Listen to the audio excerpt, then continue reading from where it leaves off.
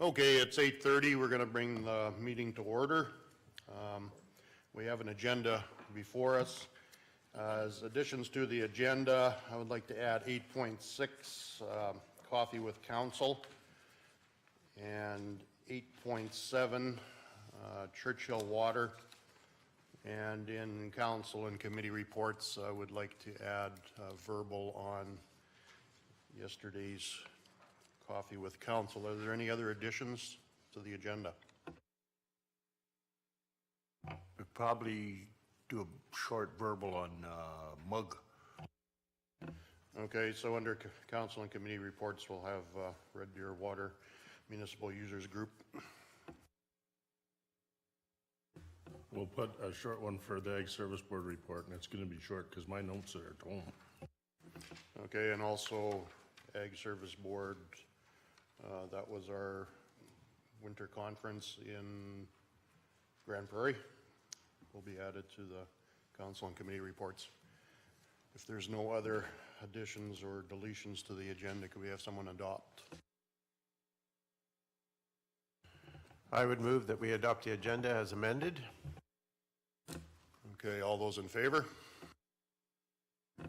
And that's carried.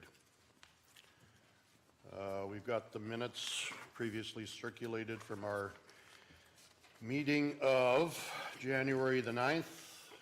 If we could have a motion to either adopt or change.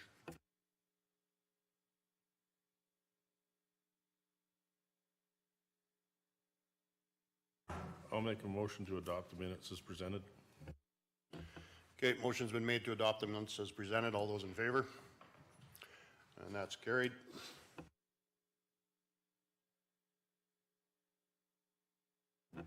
And we will go to Municipal Services, 5.3, Planning. Barb.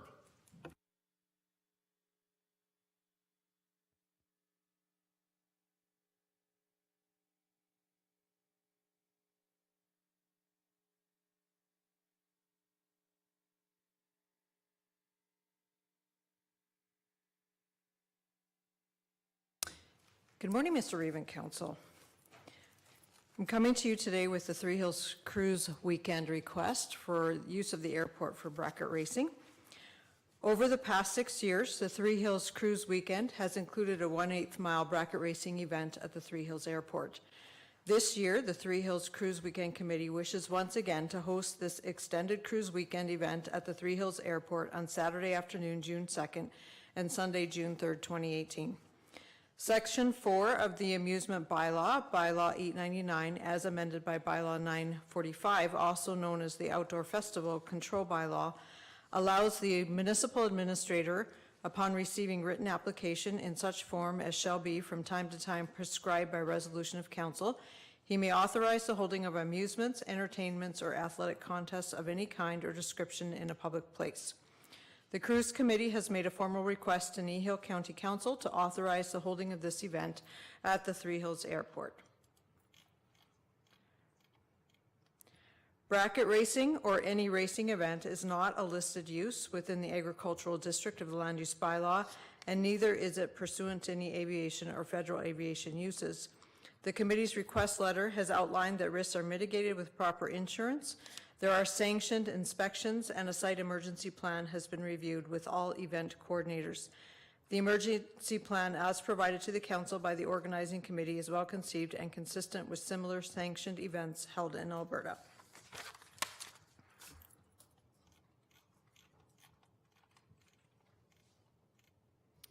Council options include the consent to the drag racing event being proposed at the Three Hills Airport on Saturday, June 2nd and Sunday, June 3rd by the Three Hills Cruise Weekend Committee.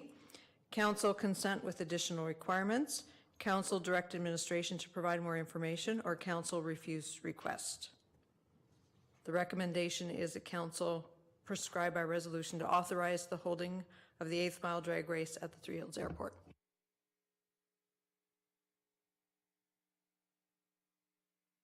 What's council's wishes? Any questions, or what's your thoughts?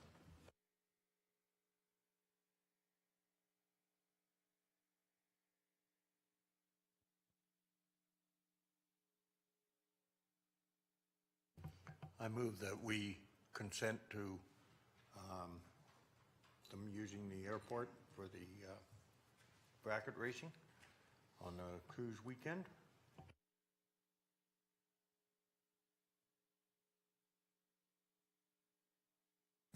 We have a motion on the table to consent for the drag race events. Any questions, or seeing none, I guess we'll call the question. All those in favor? And that is carried. Thanks, Barb. We'll go to 5.4.1, Three Hills Airport Cruise Weekend Mowing. Welcome, Bowen. Good morning, Mr. Reeve and Council. The Three Hills Airport Cruise Weekend mowing. The Three Hills Cruise Weekend Committee has requested that the county complete mowing at no cost for the 2018 cruise weekend being held June 1st to 3rd. The county has been mowing the cruise weekend since at least 2013. Kneehill County has an arrangement with the town of Three Hills to provide annual financial funding in the amount of $25,000. In addition to this, Clause 3 states that the county may provide additional services for special activities such as, but not limited to, cruise weekend on a request basis, and the approval of which will not be unreasonably withheld. The cost to the county is roughly broken down below. The race weekend mowing requires a minimum of 2 to 3 8-hour days of mowing. The numbers I've kind of compiled here are based on just 2 days. Typically, if they're really fast, they get done in that, but it's more, the large tractor tends to be the full 3 days. So that's kind of a rough estimate there for the full mowing. The recommended action is council moves to direct administration to provide the landscaping services as per the request from the Three Hills Cruise Weekend Committee for the 2018 cruise weekend. Council options are provide landscaping services to Three Hills Airport for the 2018 cruise weekend, or council moves to receive this information. Thanks, Bowen. What's council's wishes?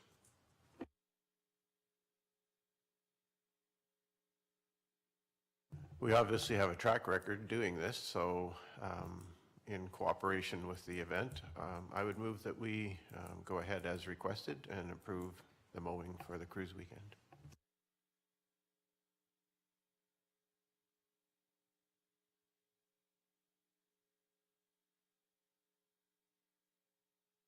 Seeing as how there's no other comments, I'll call the question. All those in favor? And that is carried also. Thank you, Bowen. Thank you, Mr. Reeve and Council.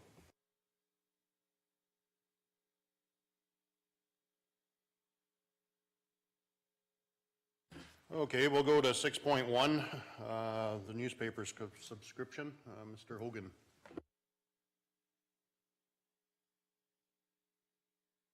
Sorry, Mike. Good morning, Mr. Reeve. Thank you, and good morning to members of council. Policy 11-7 is the office newspaper subscription policy. Administration is reviewing policies that were last approved by council that are 3 years and older. The county provides a subscription to ratepayers within the county so that they are informed of important dates, public hearings, tax deadlines, etc. The county utilizes the Three Hills Capital for this information, and we have a 5-year contract with them to provide this service at a flat rate. The contract was renewed for 2016, ending 2020, beginning at a rate of $11 per landowner and increasing by $1 per year until 2020. For 2017, we were invoiced for 1,991 subscriptions. As per the policy that was last approved by council, there is only one change as noted in red on the attached document. This change is made due to the fact that we can have a fee simple owner change their ownership to a life estate interest when transferring lands to family members. There's been some dissatisfaction removing them from the subscription listing after receiving the paper for many, many years already. Life estate titles are canceled when the parties are deceased. Any person can request to cancel their subscription at any time. And to date, approximately 2,009 subscriptions are currently sent out each month on behalf of our ratepayers. And the cost of the funding annual subscription payment to the Three Hills Capital is completed at the end of each contract year and is an operational expense and already budgeted for 2018. And this is year 3 of year 5 of the contract. And the key link here to the strategic plan is citizen engagement. And as noted, policy 11-7 is attached for your information, and the recommended action would be to approve the newspaper subscription policy as presented.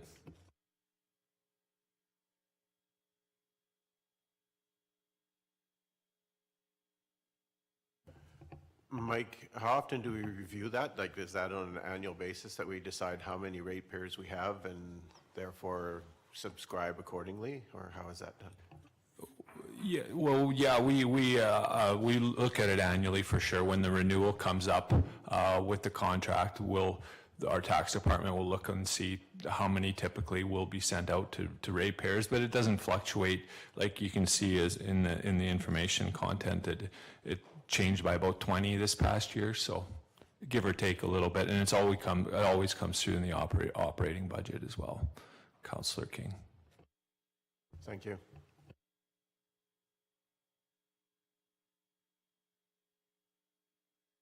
I move to approve the newspaper subscription policy 11-7 as presented, please. Thank you, Faith. We have a motion on the table. All those in favor? And that is carried. Thanks, Mike. Thank you, Council. Thank you, Mr. Reeve. I guess you're off to the 6.2, the borrowing bylaw. I guess that's the revolving credit. Yeah, you betcha. Bylaw 1756 is for borrowing to finance operating expenditures. The last borrowing to finance operating expenditures, Bylaw 1677, was last approved in 2015, covering the period from 2015 and ending in 2017. Under Section 251 of the Municipal Government Act, all borrowing must be done through bylaw, and Section 256 of the Municipal Government Act outlines the requirements to borrow for operating purposes, which is short-term. The preliminary cash forecast or budget does not require or forecast the need to access a short-term operating credit in 2018. However, should there be unforeseen timing of transfers or events and the timing of expenditures to be paid becomes intense prior to taxes being collected in October, the county will be able to access the credit for short-term purposes only. The county is not needed to access this credit anytime after 2008. And as per the budget, there's no anticipated interest costs, but it is there for our protection. And the communications would be to update the bylaw index and forward a copy to the Service Credit Union. That would be their mechanism to release that credit if we were to need that in event that it would come up. Thanks, Mike. Council have any questions? This is basically just a house cleaning or housekeeping issue. And we basically do it every year just as a line of credit, just in case we need it, so we don't anticipate using it. That's correct. If there are no questions, maybe we could have someone move first reading of the bylaw. I'll move first reading of this bylaw. I want 1756. We have a motion on the table. All those in favor? That's carried. I move second reading of this bylaw. Okay, we have a motion to move second reading for bylaw 1756. All those in favor? And that's carried.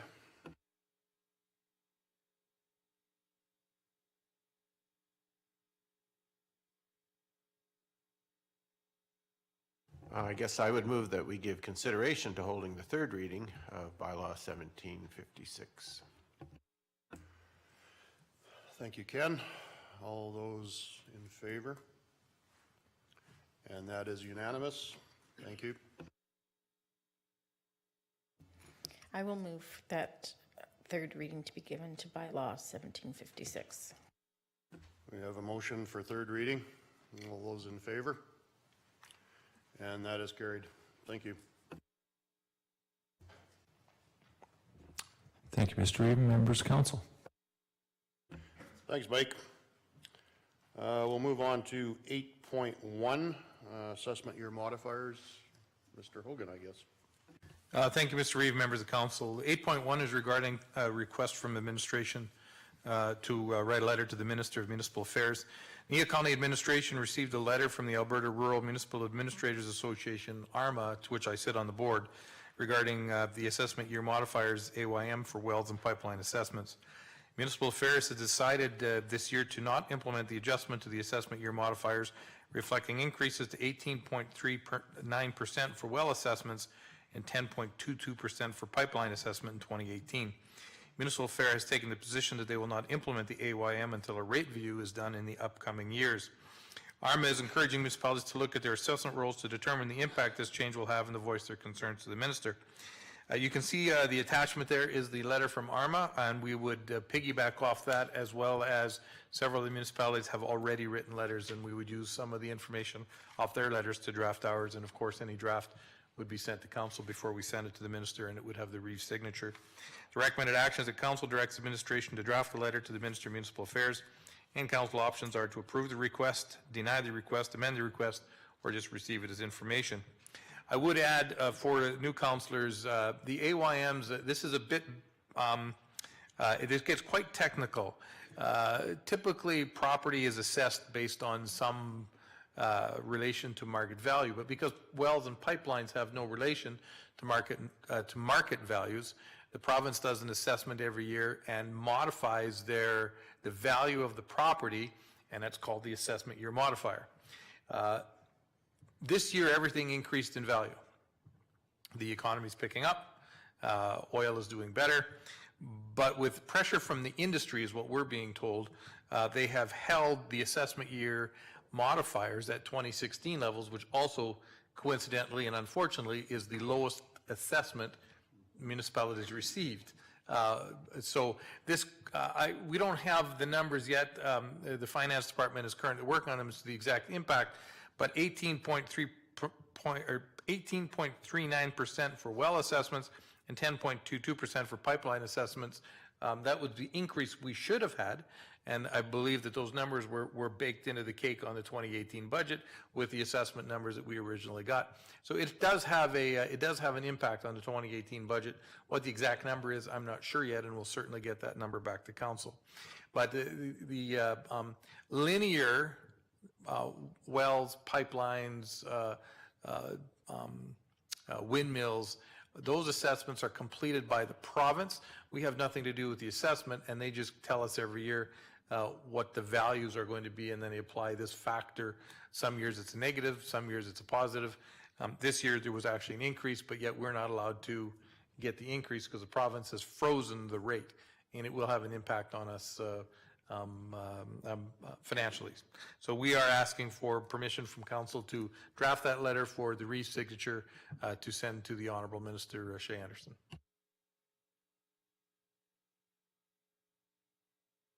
I move that the administration will draft a letter signed by the Reeve to the Minister of Municipal Affairs regarding the assessment year modifiers for wells and pipelines assessment. Thank you, Faye. Does everybody understand what's happening here? Is there any calculation been done on the exact number that costs us by not having that change? Mr. Reeve, members of council, no, we haven't calculated that, but we will for the next council meeting when we come back with the draft letter. We will have some hard numbers for council as to what exactly that's going to cost us. 18.4% essentially of wells and 10% of pipeline will have a significant impact on revenue that we should have had. What that is, we'll have those exact numbers when we present the letter to council. Well, and I think that should be in the letter to give it some clout to say that's what it's costing us. What are we going to do to replace that? Mike, you had a comment? Thanks, Mr. Reeve. The linear roll doesn't have to be finalized till February 28th, so we will try to work on getting those numbers the best of our ability, but there is a bit of a grace period. But it is a legislated deadline for them to finalize the roll, so we will try to, basically, because we do have some preliminary numbers, so we may have something that's pretty concrete, but given it's public information, we'd probably want it as accurate as possible too. Thanks, Mike. I mean, we have a way to fix it. We can raise the mill rate to compensate for this difference. The problem is we're also tied into that 5-to-1 ratio, which we're maxed out at 5-to-1. So if we do raise the mill rate on linear, we're going to have to, because of the way it's tied together, residential will have to go up. But we'll find out the numbers and we'll make a decision. Are there any other questions? If not, we have a motion on. What is the rate review that they're talking about there, Al? Like, is that the assessment value or? Mr. Reeve and members of council, we're not even sure at the board level what rate review the Municipal Affairs is discussing. Whether or not it's to review all of the base rates that that linear assessments being charged at, or whether this goes back to a royalty rate review. That's the open question. We've just been told that they're waiting on a rate review. We don't know what the rate review exactly will entail yet. Did you share with us what the existing percentages are? If you did, I didn't catch them. So do you know what are existing percentages that they're being? I believe for 2017, and I'll have Mr. Morton correct me, but it'll be for 2017, we're actually negatives. I think it was negative 1%. They basically held the line from 2016. They fluctuated slightly, but They're actually zero. I just pulled up that email I got from Accurate Assessment, so it is zero in fact. Thank you, Mike. Yes, they have a tendency to freeze the AYM, but yet carbon tax seems to have gone up 50% as of January 1st too. So not only are we down on revenue, we're also up on taxes. Any other comments?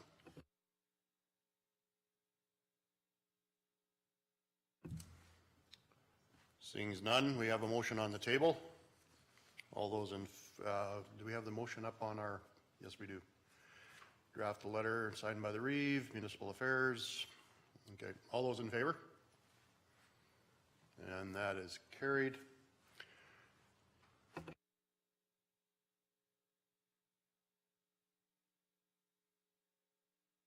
We'll go to 8.2, Kneehill Regional Partnership Dinner Meeting. Who's going to handle this one? You, Al? thank you, Mr. Reeve, members of council. 8.2 is regarding the Kneehill Regional Partnership Dinner Meeting. There was a Kneehill Regional Partnership Steering Committee meeting held on January 10th of 2018. The committee passed a resolution to have Kneehill Regional Partnership meeting on Thursday, March 8, 2018 at 5 p.m. with dinner to follow at the Three Hills Community Center. Administration would just like to know who will be attending this event so that we can get accurate numbers for the caterers. This is out of the 2018 operating budget. It links to the strategic plan of thinking and acting regionally. And you can see the invitation letter as an attachment, and the recommended action is that council receive as information and just let administration know all of who from council will be attending.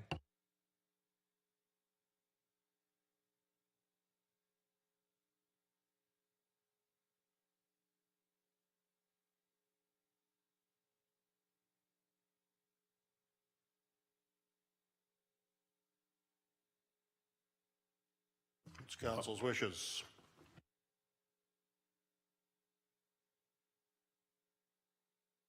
I'll move that we receive it for information, and I'll try to attend for sure.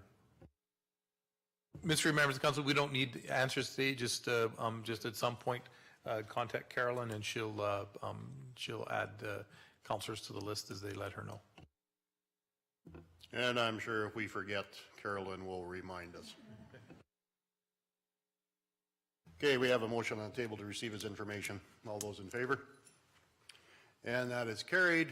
And seeing how we're smoking through this agenda this quickly, I'm going to slow things up and refill our coffee cups. So we'll recess for 10 minutes.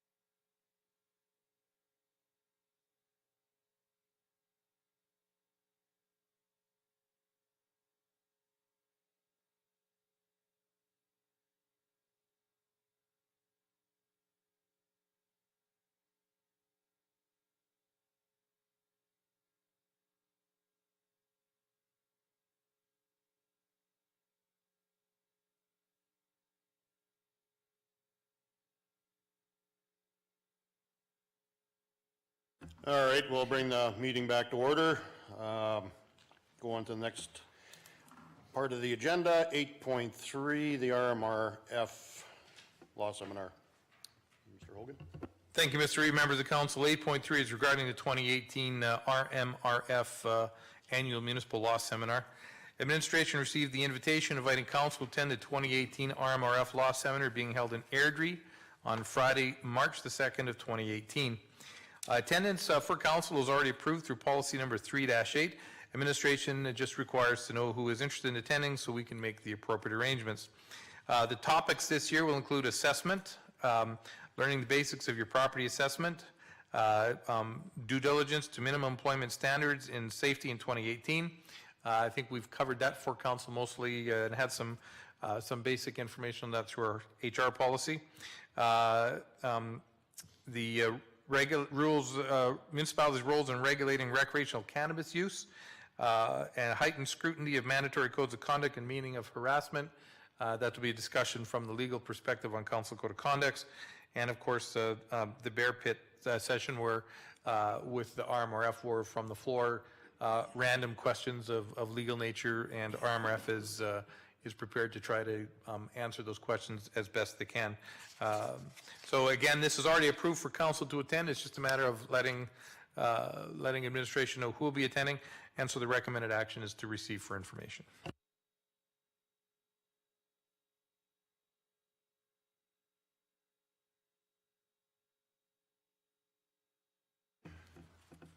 So what's Council's wishes?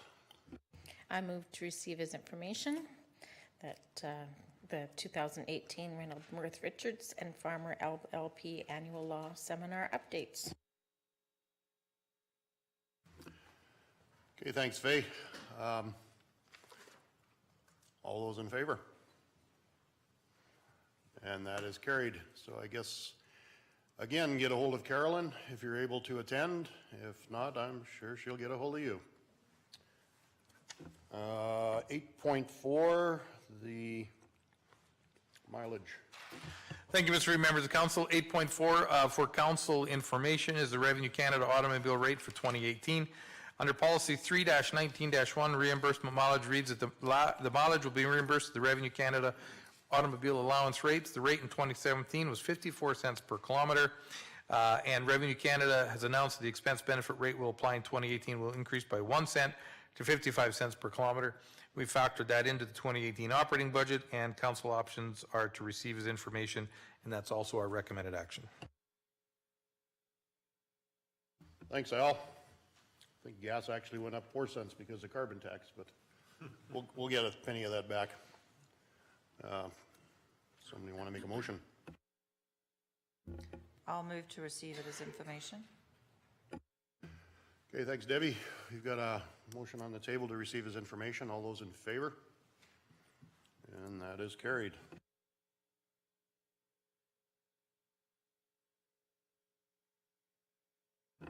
.5, Kneehill Regional Partnership.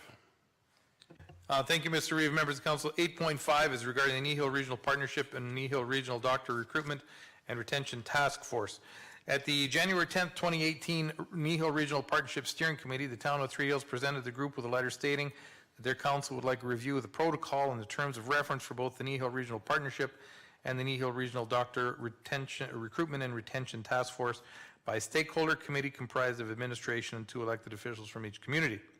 Administration recommends that a review should be completed as the protocol that we're currently following dates back to 2009. Administration also recommends that the stakeholder committee should be comprised of the current Kneehill Regional Partnership Steering Committee, which already comprises of administration and 1 elected official from each community. The current protocol is cumbersome and the process is long and difficult to follow, especially under Section 5.0, project process. Under Section 5.2, there is a 45-day review period after an initiative is made, supported by council resolution, and a clear process on how initiatives get on and removed from the strategic action list needs to be defined. The link to the strategic plan is to think and act regionally. You can see the attachment from the letter from the Town of Three Hills. The Kneehill Regional Partnership Protocol is also attached for your reading pleasure. And the recommended action is that Council approves the review of the protocol on terms of reference for the 2 committees and recommends the review be completed by the Kneehill Regional Partnership Steering Committee. Your options are to approve the review, that to be completed by the steering committee, approve the review as presented by the Town of Three Hills, amend the request from the Town of Three Hills, and receive for information. I attended that meeting. My feedback is I think possibly two council members might make too many people at the table. I would prefer to see just the one as we originally have in the steer committee. I know it's just for that part of that task, but that would be my suggestion.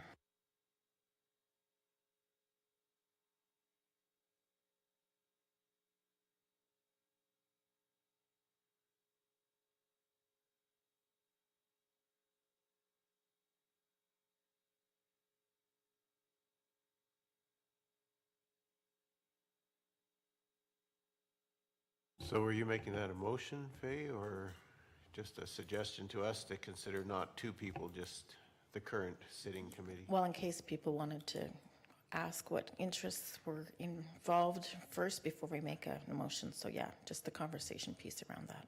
Okay, thank you.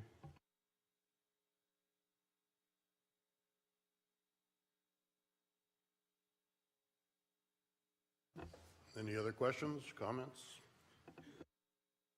concerns? Well, all I know is in any discussion, the more voices you add, sometimes the less clarity you get. So I certainly would be supportive of the idea of the current committee, which is one counselor and our administrator, rather than adding an extra person to that conversation from every municipality. So, Al? Mr. Reid, members of council, I don't, it was my impression at the steering committee meeting that the steering committee would be in favor of the steering committee. That is, the purpose of the steering committee is to do reviews and to create yet another committee from a committee from a committee. So that I completely agree with. And as a side note, Councillor McGee was elected as the chairperson of the Kneehill Regional Partnership as well. Congratulations.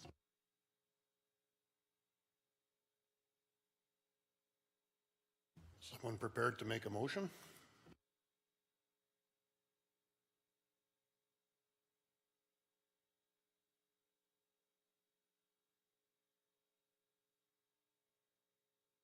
well, then I'll make that motion that council approve the review and that we approve it based using the existing partnership steering committee.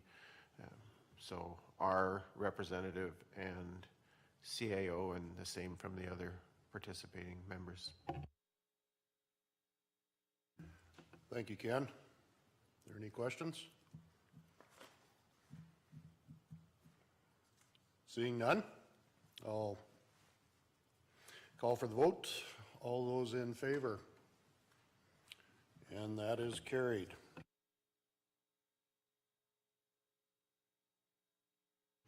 Okay, next on the agenda is 8.6, coffee with council. Thank you, Mr. Reeve, and members of council. I think in front of you, you have the added request for decision. Coffee with council is 8.6. It was formerly known as the one-on-one with the Reeve. Prior to the 2017 election, council had determined that an effective strategy for communicating with ratepayers was through the one-on-one meetings utilizing the Reeve as the county spokesperson. Post-election, council requested a more inclusive program that would not key specifically on the Reeve as the spokesperson. This has led to some confusion to the parameter of these meetings. Administration is recommending the creation of a policy to determine criteria for both the intent, content, and attendance at these meetings. Currently, there is no specific policy to determine the intent of the meeting, the content of the meeting, and to whom would, could, or should attend the meetings. Questions may arise regarding legal issues, number of ratepayer attendees, and number of councillors who may attend these meetings as well. These meetings are already funded through the 2018 budget, and the recommended action is that council directs administration to create a draft communications policy to define the parameter of these meetings and present the draft to council no later than March 1st of 2018. The council options are that council approves the recommendation, does not approve the recommendation, or amends the recommendation. Thanks, Al. I agree we need to do some sort of vetting on these meetings. We were in participation yesterday, had 3 of them, And unfortunately, 2 of the meetings dealt with a subject that I or council wasn't really able to deal with because it becomes a conflict with us. And it's not that I minded being here, but I don't really like wasting other people's times. They come to try to talk, to make a discussion, and are told that, sorry, we can't discuss it with you because of whatever process we are involved in. So it made it a little difficult yesterday.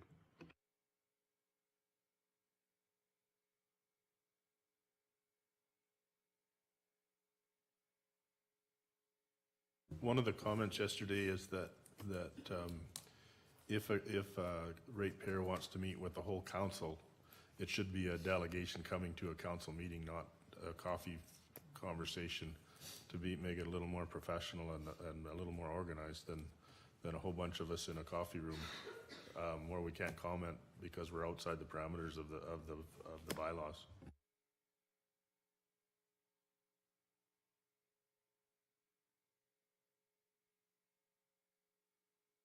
And I agree. I think it should be the local representative and possibly the reeve that meets, and to keep that to a smaller group was probably a better idea. I mean, we can deal with policy, we can deal with small local issues, but to deal with planning or development or stuff like that, that's not what this is designed to do. And as the local representative that wasn't able to attend yesterday, we probably need to have some conversation around the process in terms of how those meetings are set. You know, I got an email notification that there had been a request, and, you know, my life is not exactly standing still, and so was unable to attend. I wouldn't have minded of being there, but I would need a little more maybe input into how that meeting's set and the timing it's set for. So maybe that's part of the review that we do, is just in terms of how we book them and how we schedule with counselors, et cetera.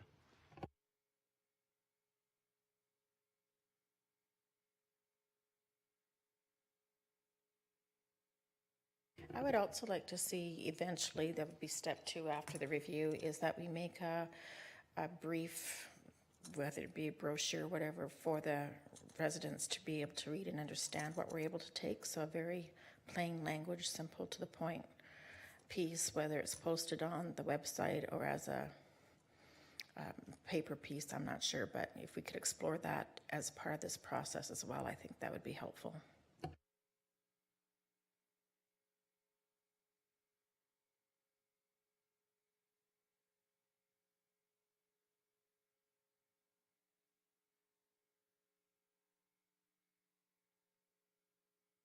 I move to ask the administration to create a draft communication policies to better define. I lost the motion.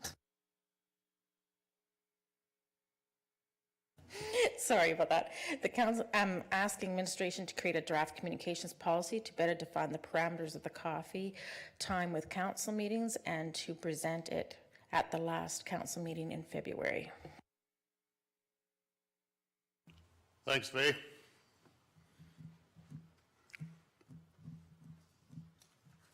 there any more discussion? Seeing none, I'll call the question. All those in favor? And that is carried. Thank you. And we will move on to 8.7, Churchill Water.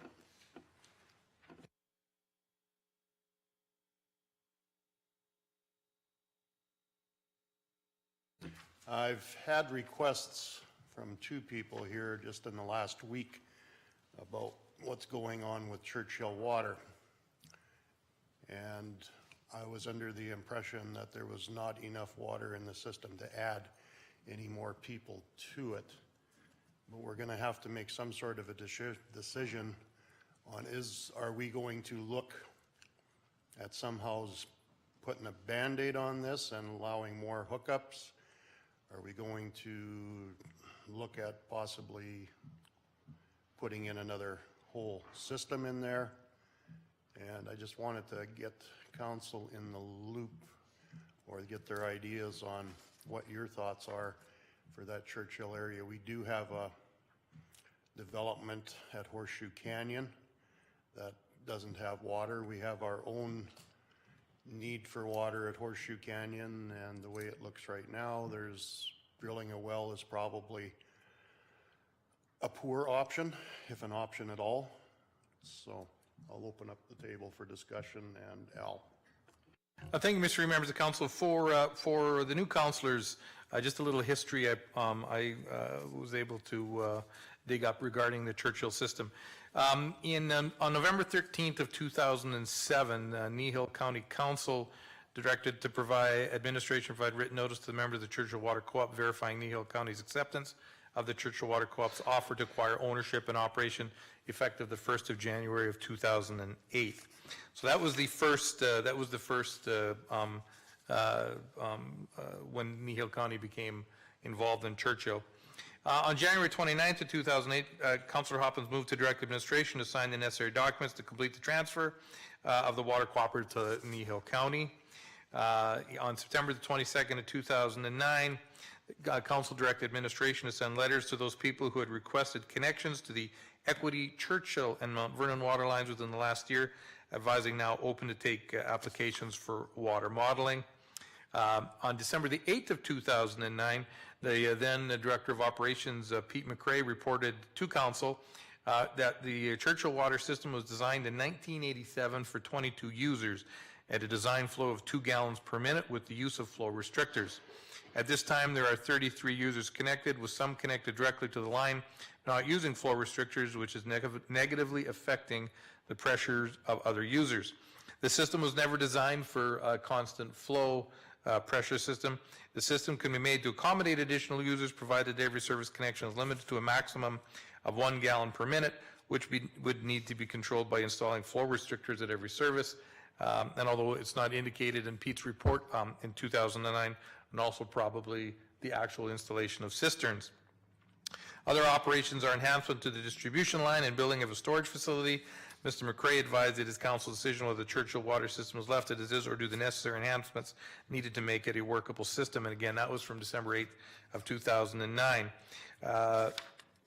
That conversation was deferred to later in the council meeting, and again on December 8, 2009, council moved to address the item that was previously discussed, and Councillor Halsworth then moved to council to direct administration to determine the specifications of each connection to the Churchill water system and the actual water usage as compared to the water license.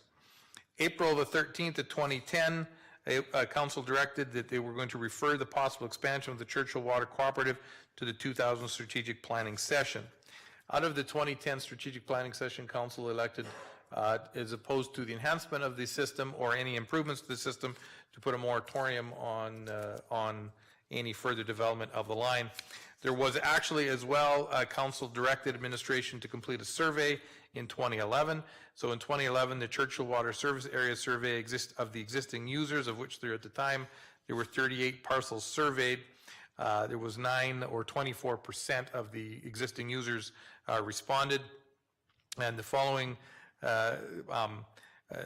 questions were asked. Are you interested in obtaining potable water from a regional water line? 5 out of 38 said they were interested in obtaining potable water from the regional water line, and so it would be 13%. 87% were not interested or didn't know.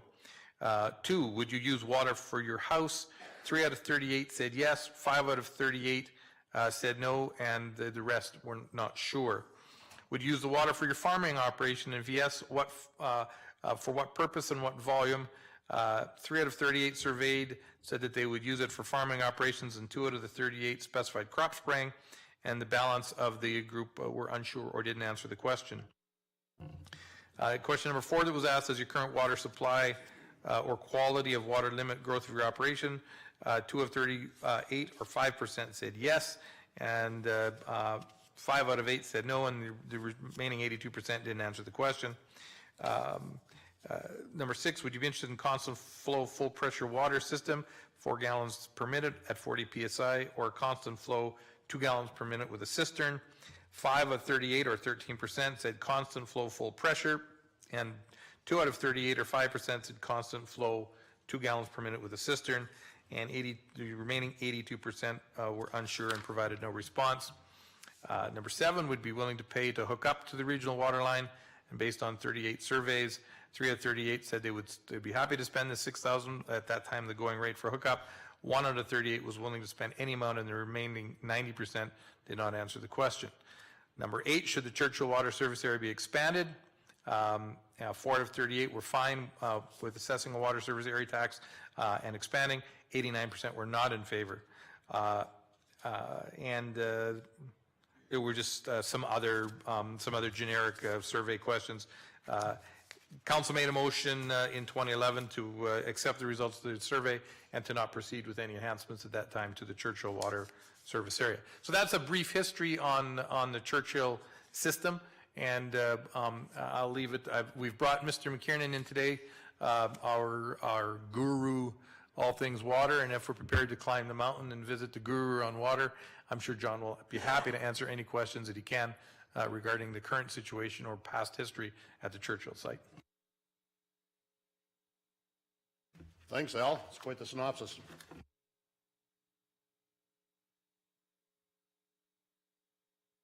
Seems to me that any conversation around water has to encompass more than just Churchill. We have potential water issues in other parts of the county that maybe need to be included in whatever discussion we have surrounding water, and perhaps this conversation is a much bigger one than what's just in front of us here as far as Churchill is concerned. So I'm wondering, how we proceed to expand this discussion and maybe what the process is. Are we talking a committee of the whole meeting around water? Are we talking probably somewhat included in the strategic planning process? To me, it seems like if we just talk Churchill water, we're creating problems in other areas that we might need to address sooner, quicker, whatever. So perhaps the discussion's way bigger than just Churchill water. I totally agree with you, Ken. We do have issues with water in other areas of the county. I specifically brought Churchill forward because just in the last week I've had 2 phone calls of people wanting to hook up water. We do have an engineered system someplace on a shelf in here, and I brought Churchill up specifically to see if there is some way that we could possibly allow some more connections on there. It's unfortunate that 10, 12 years ago, when we did take over that system, that we did not force the cisterns to be installed as the way that whole system was designed for. And now, 10 years later, we're looking back and saying, coulda, shoulda, woulda, but some of those properties have probably been sold once or twice or possibly even 3 times. And for us to go back and say, well, the system wasn't designed for the way it's hooked up right now, so we're going to force you to put in cisterns, may not be taken too well by the ratepayers.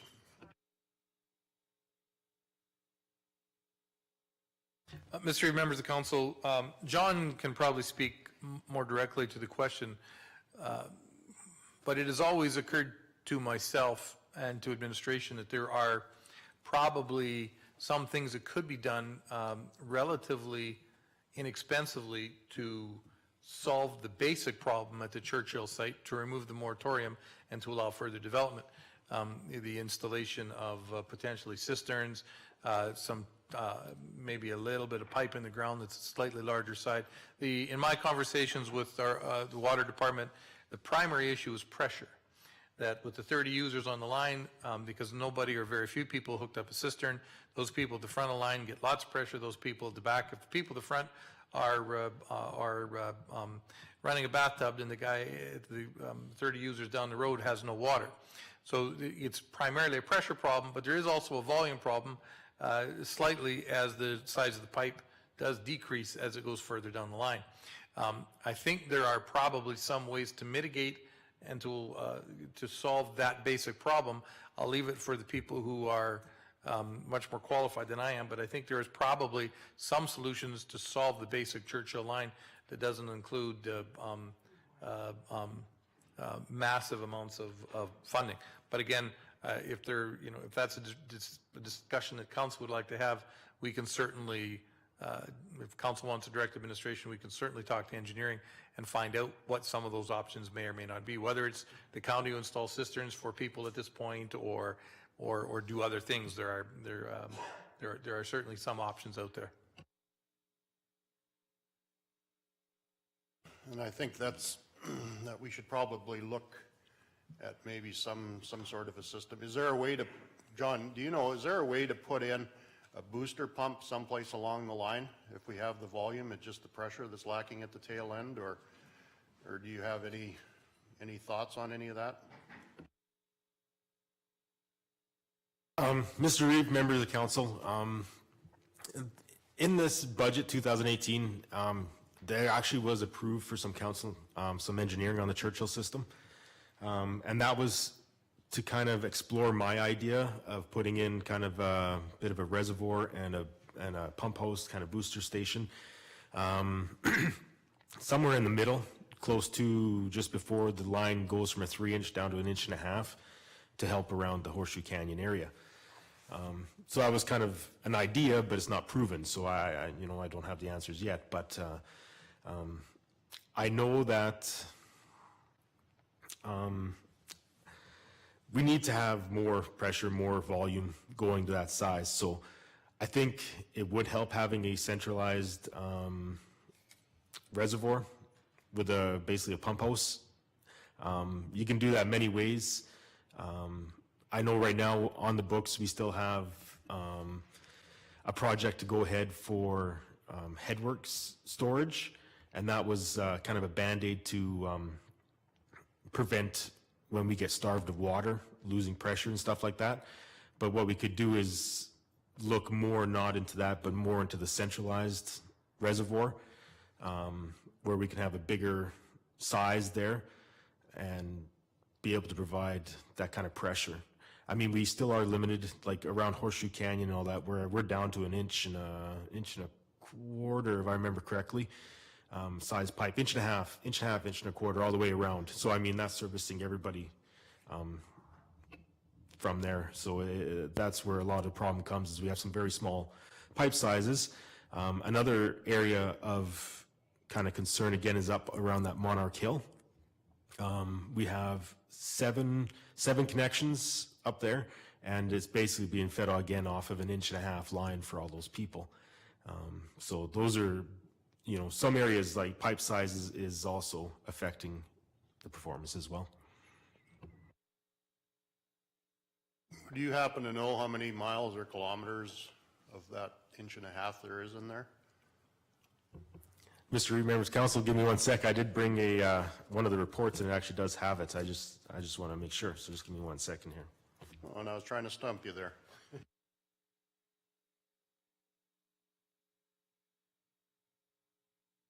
Because you said we're going from a 3-inch line down to 1.5 inches? Yeah. Oh, that's quite the step down for sure.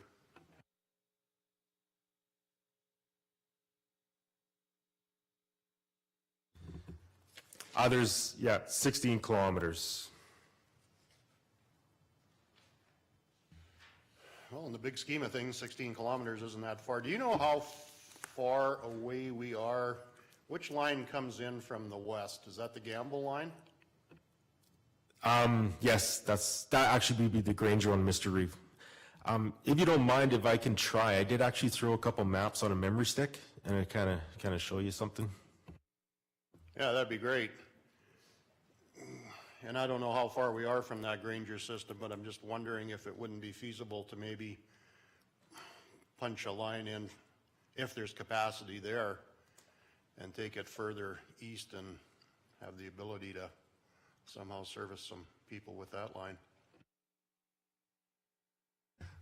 Mr. Reeve, members of the council, because there are ongoing challenges with the Hesketh Granger line in terms of usage, and I know that it's always a challenge for the water department to maintain chlorine levels in that line because of the low quantity of users on the Hesketh Granger. So, Mr. Reeve, members of council, just on that one, as part of our engineering that we did for the upgrade to the Churchill system, that option was actually looked at. So we looked at where we could get water from. Option was continue through the booster station directly fed through the Drumheller, just as we're doing now, connect to the Granger water system, or come directly from the Aqua 7 reservoir in Kirkpatrick. Coming from Granger, they water modeled that, WSP did, and they felt that was probably actually the worst scenario, just because of the negative impacts it would have on the users of Granger already existing. So, Mr. Reeve, members of council, if I can kind of just show you there on the screen here. So this is kind of the overview of all of the Churchill system here. It doesn't show Granger too well, but basically Granger kind of runs up on the top. Just in this area, there is those coulees. I think it kind of comes down here, Dumpy here, and then you got the big coulees, and it does come over onto the sides here. But like I said, that option, just with the pump house and the size of pumps we have, and size of lines and that kind of thing, it would negatively impact those users that are already on that system. So that was kind of the option that was kind of not really promoted by WSP because of that issue. So the map that I have up here, like I said, is the overview of Churchill. So you can see on the far right, this is our booster station. So we get directly fed from Churchill up here into this booster station. And then from there, we increase the pressure through the pumps, as well as we top up our chlorination if we need to, so secondary treatment there. From there, then it gets pumped out in this 100 millimeter line all the way into here. And this is, we've broken this down into 5 zones. This we call zone 1. And I'll just kind of make mention, you can see the kind of our little, we kind of just did this up. So this is our little legend there. So all the red boxes are people that we believe don't have cisterns. All the blue circles are people we believe have cisterns. And the yellow, or sorry, the green triangles are the people that that we believe or know have tank farms or use it as spraying the water systems. So you can see zone 1, they get basically a lot of this water, and they're the first ones. No cisterns basically on any of them. So they're taking what water they want. You go down, and then you don't really hit anybody with cisterns really until you get down to the Horseshoe Canyon area, and that's because they are getting starved, right? And then you can see you got the 75 millimeter line all the way, and then pretty much once you almost get to Horseshoe Canyon, that line drops down to a 38 millimeter. I think I said 35 before. Sorry, I apologize, but yeah. And you can see then these guys, and I know right now, I don't know if it's just now they're used to it, but we used to get, you know, hey, I got no water. Hey, you know, there's nothing coming in, or kind of thing. But I think now they, for lack of a better term, I think they kind of adjusted to this and live with it now, right? But they shouldn't have to. So they have cisterns, so that probably protects them as well. When they can fill it, they can. I will say that looking at the numbers and stuff in the kind of the spring and summer and stuff, this zone right here is taking the majority of the water, and these guys have basically the least amount of water coming to them. Up in Monarch Hill, it's kind of fairly consistent, but it's still, again, it's a low amount of water. So it's, like I said, my theory is if you put basically a reservoir or something in either this area or kind of there, kind of in the middle, a cheaper situation than coming up from Aqua 7 is we continue to feed from Drumheller. We fill up that reservoir, and then we basically pressure back into the system from that reservoir instead of pressuring from our booster station on, is that the west side? Drumheller always messes me up.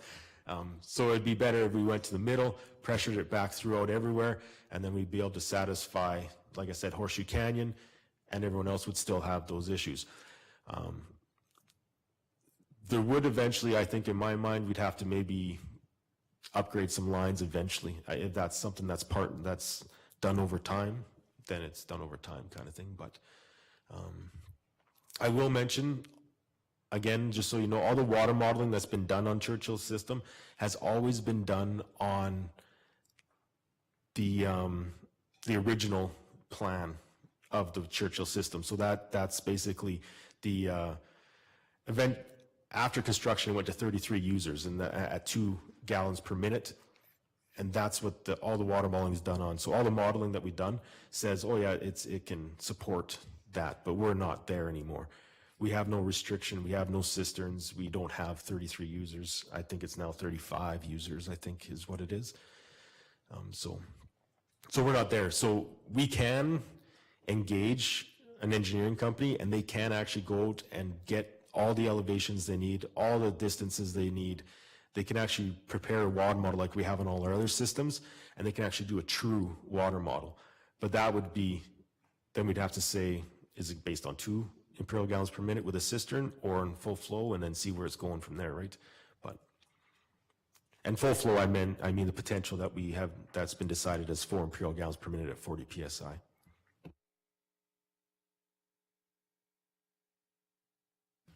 Looking at the map, John, Zone 4, there doesn't seem to be an issue with residents that are north of there.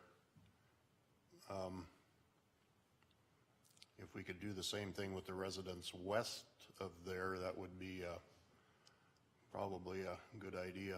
I appreciate the information that you've given us, and I would see if council has any other questions or comments. Mr. Members of Council, just for clarity, and as we move forward, if Council chooses to move forward on this, would it, and I guess this will be for Council to determine, but would it be is the purpose of this to allow us for those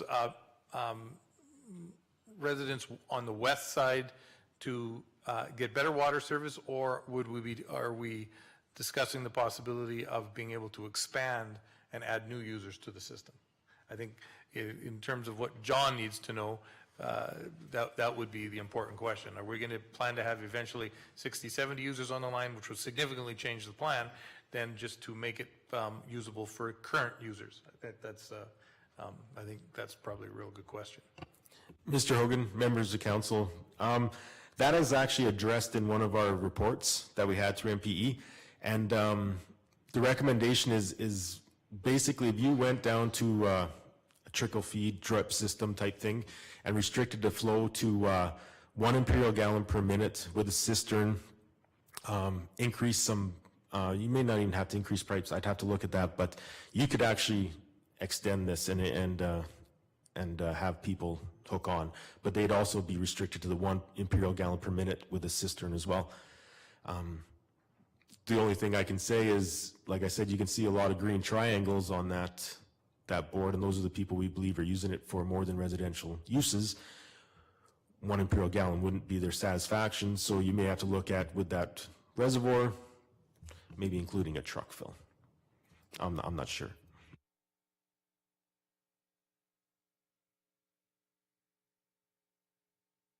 Is there alternatives for those people to find water for their spraying operations? I know there's lots of people who haul water from pumping stations in different towns, municipalities to provide water for their spraying operation, not necessarily coming out of their ground well, not necessarily coming from their county water line. Seems to me that when I look at this, it's sort of been, and don't want to point a finger of blame at anybody, but to say, we've allowed the users to do whatever they want on this water line, and it's not designed to do whatever you want. So if we're going to do anything with this water line, we have to go back and decide exactly, like you say, are we going to put flow restrictors on? Are we going to say you've got 1 gallon a minute, you've got 2 gallons a minute? And whether you like it or not, all the pressure you've had up to this point in time, you're not going to have anymore. To me, there's a lot of questions that really aren't answered here that we need to decide exactly how we're going to do this. Because if we go to an engineer and say, do a water study, we've done that, right? We've water modeled to the nth degree, but if we're not doing what the water model says we're doing, the water model means nothing. So I look at that and I go, what are we talking, basically 1,500 gallons a day at a gallon a minute, right? Something like that. Mr. Reed, Member of Council, the 1,500 for spraying, you're saying, or is that for total usage?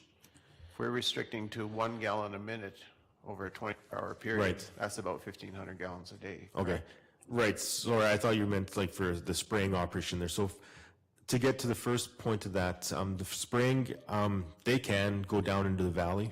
There's, you know, water spots inside Drumheller.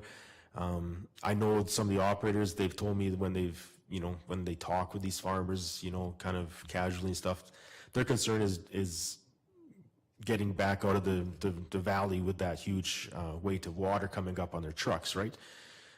And there's no options really that close by in the county up on top to provide that kind of a service for them. And the second part, I do agree. We've water modeled this as much as we can on the assumption that everyone has cisterns and everyone has flow restrictions. It shows what that can do, right? So, and to increase it, I think we've also shown through our study that there's upgrades that need to be done, right? So.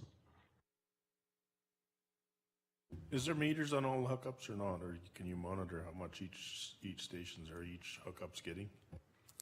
Yeah, members, Mr. Council members, Mr. Reed, members of council. All of our water services are metered in the county, so there's no exception. These are all metered as well. I can actually, if you give me 1 second here, I have a little bit of info on that one too. Just by looking at this map, it looks like the acreages are the ones without the cisterns and the farmers are the ones with the cistern. Is that, like, maybe that's something we need to put into our municipal planning if an acreage subdivision comes up, that you need a cistern if you want to hook up to this, to the current water line. That would be, yeah, that would be correct. I know that some of those acreages are also farmsteads up in this zone 1 here. Up in this Monarch Hill, I would just, 5 of these properties aren't within Kneehill County. 5 of those properties are actually town of Drumheller properties, so I don't know where the enforcement could come. I'm sure just if you want to be on our water, we could enforce it, right? But I don't know if there's other bylaws that have to be considered. I'm not sure on that one. So. The word cistern scares a lot of people. All they can see is a big, massive concrete structure in their basement. An above ground cistern is no expense. I mean, we've got one, it's in a garden shed. It never freezes up. So it's not a big expense to put something like this in. Maybe we should be saying to these people, okay, our system was designed to have one of these things, put one in. Mr. Reed, members of council, yeah, for sure, that's an option, right? I mean, that's how the system is designed. I think when, just quickly, kind of a number to come up with, I bet you maybe $2,500, $3,000 put a cistern and pump in. I don't, depending on how you want to do it. And then all the hookup costs and stuff on as well on top of that. But, so, I mean, there is that. So I'll just kind of click into here, as I mentioned before, we do have some usages. So on those zones that I had up before,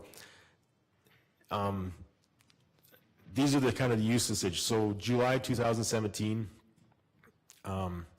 this is kind of the usages. So we had 2,006 cubes go through that system July 2017, and these basically break it up into, how much. And this is percentage. So that zone 4, zone 1, they're the biggest users. Zone 5 at the end was 9. So you can kind of, this is kind of just something we put together quickly yesterday. And then in November, the usage drops way down to 903. And kind of our thinking on that is because kind of the spraying, no one's spraying or using it as agricultural, so it goes down to just residential. So these are kind of just the usage numbers, the summary just of those zones. And so in July, you can kind of see zone 1 was fairly high in July, and that's right after the booster station. November, it drops down dramatically.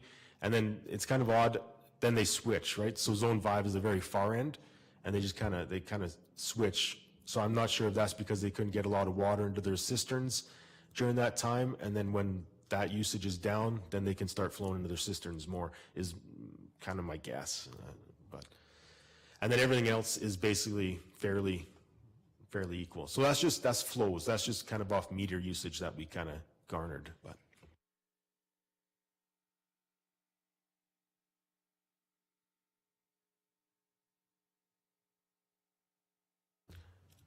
Sorry, that one was just the same map, just without the zones on it, that's all, so.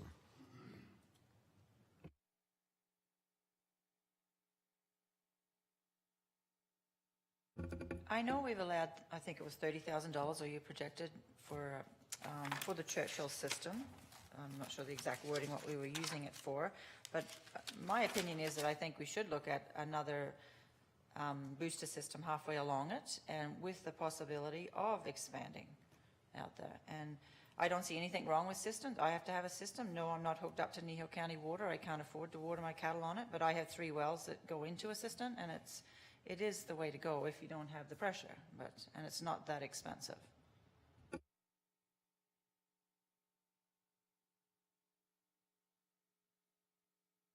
You know, and if we're thinking of making changes and sort of planning into the future, the idea of expansion has to be part of what we're doing if we're going to spend money to adjust and change what we're doing here. And maybe part of that expansion is we put a bulk water station for farm use somewhere up on top of the hill as part of the system. And I don't know how we do that, but to me, if they can't get water at home and coming out of Drumheller, I can understand how much of a problem that is to haul up that hill.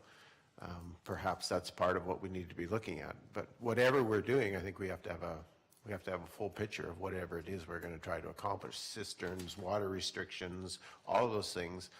And how do we model that? How do we make that work? And ultimately that falls back to, I guess, you, John, in some ways to come up with ideas for us, but certainly it needs to be a much more in-depth conversation, obviously. We're certainly not coming up with answers today, that's for sure. Mr. Members of Council, just a couple things just to bear in mind as you work through this challenge over the next little while.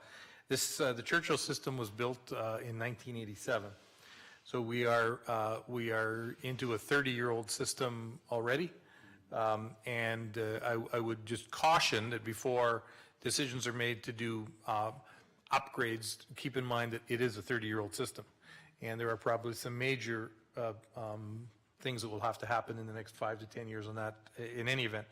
The other thing that I would do, and I know the new councillors is probably not on their radar as much, but we did complete the engineering for a complete redo of water, including an industrial loop, a fire loop, last year. That is a shelf-ready, essentially a shelf-ready engineered project, which does include a complete rebuild of the Churchill system as well.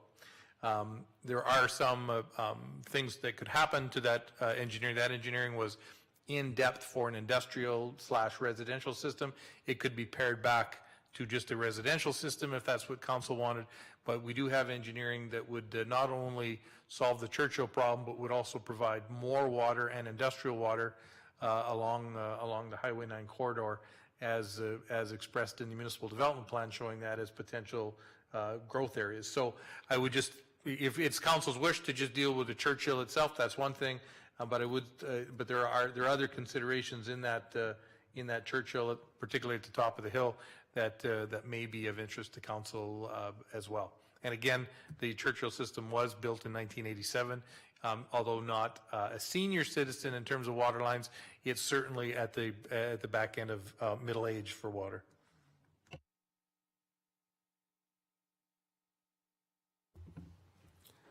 Seem to think I know what that feels like. Okay, so I'm on the senior side, never mind. Mr. Reeve, if I could just add, on Mr. Hogan's, on his comments there, we did get that done, and presented, we did have 2 options, and Mr. Hogan's right, we can do the full industrial with the fire protection, all that on thing, and there was also another option in there to scale it back just to residential, and then have the capacity in the future to expand the reservoir as well as that industrial loop And so there was, there is that option as well, and that would replace all the lines, all the aging lines within Churchill, as well as provide, enough capacity around Horseshoe Canyon to supply. At that time, we were maybe thinking of our own campground that was in the talks, so that would supply, I think in the report it was 150 site campground around there. It would support any new connections up and around Horseshoe. It would basically resize the lines and provide people with what we deem as full pressure, the 4 gallons per minute at 40 psi, and that would include a reservoir situated in the middle of the system, as well as a truck fill, and also a dedicated line. Well, you could decide where you wanted the water to come from, but it also included a dedicated line from Aqua 7's Kirkpatrick Reservoir, because we still do have a license with Drumheller. It doesn't get enforced a whole lot, I don't believe, but we do have a limit of water that Drumheller technically gives us. We are to meet with them every year to kind of discuss our usage and stuff like that, but there is that already done. Like Mr. Hogan was saying, that engineering is basically 95% done kind of thing. It's just got to be tweaked to however we want it, and then we have to go and look for a spot for our reservoir kind of thing. So, Have we done similar studies for any of the other areas that are looking for improvements on water or even to have some water? Mr. Reed, Members of Council, there was a water study done a long time ago for the county, but other than that, we've never actually targeted a specific area that doesn't have water for how we would put the lines in and where the lines would go and what we would need as a pump house and that sort of thing. We have never done that kind of thing. Thank you. Mr. Reed, Members of Council, just to add to Mr. McKiernan's, there is no other completed engineering on any other water system other than the water systems that are in the ground. There is no other engineering either been directed by council or completed by administration for any other areas. What percentage of the water are we using versus what's accessible on that system? The last numbers that I could find for what we had an agreement with Drumheller with was, I believe it was 10,000 cubes a year.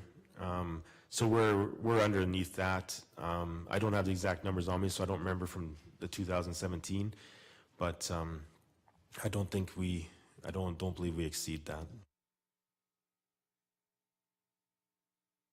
Mr. Reed, Members of Council, just to add again to Mr. McKiernan on the Aqua 7 side, Aqua 7 has a license from the province and through Drumheller where we supply, or where Aqua 7 receives its water.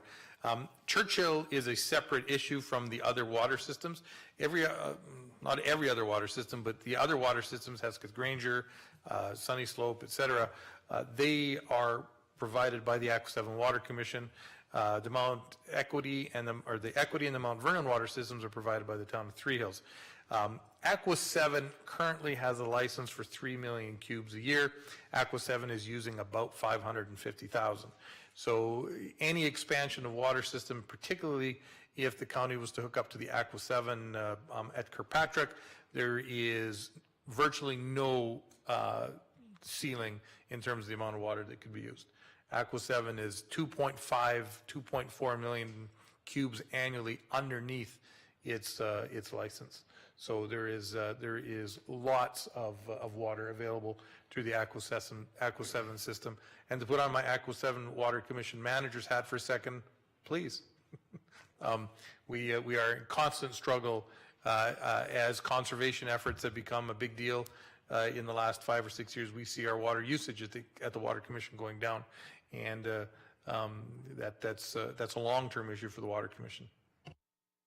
And I do believe that we as Kneehill County have 36% of that Aqua 7 system capacity. Mr. Reeve and members of council, that is correct. Kneehill County, as a commission member, we have access to 36, I think it's 36 or 37% of that 3 million cubes.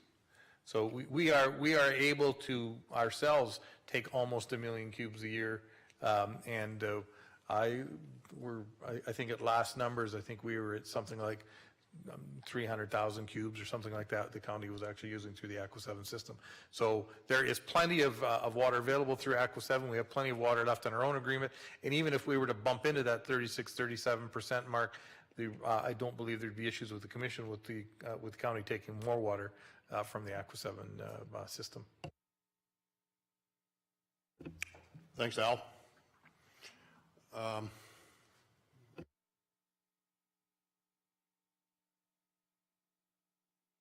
We have a delegation coming at 10 o'clock, which I do believe is already here, and we're about 10:02, so maybe we will defer this to later in the meeting if there are any more questions, and we will have our STARS Foundation member come to the podium and give her report, if that's works for everyone.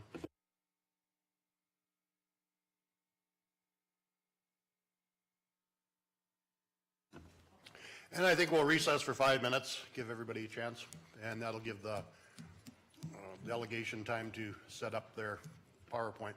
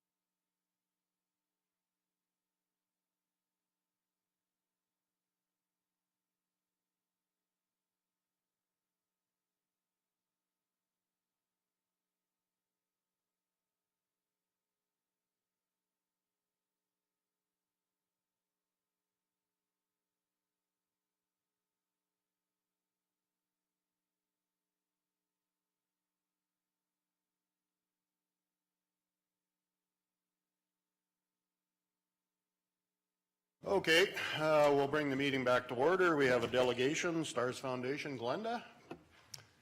And we will introduce ourselves, starting from my right.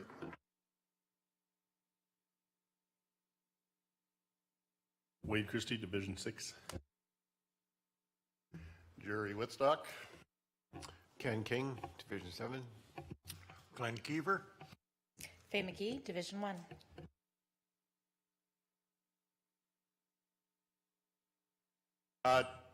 Just hang on a sec.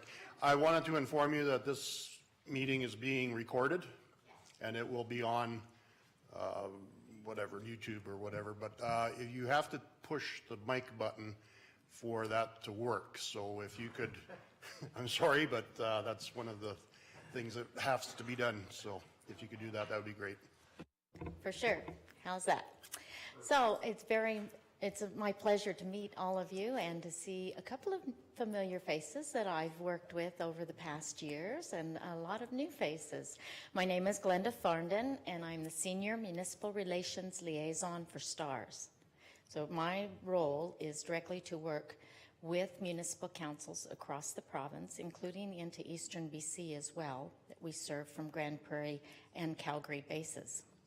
So I've been doing this for over 11 years, so it's my pleasure to be able to meet each one of you and bring your annual Kneehill County update.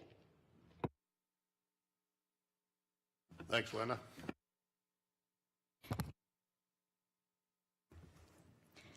So I thought, well, we'll start with, this is our new calendar. I brought one for your office as well, the calendar campaign, and this is little Beckham on the front.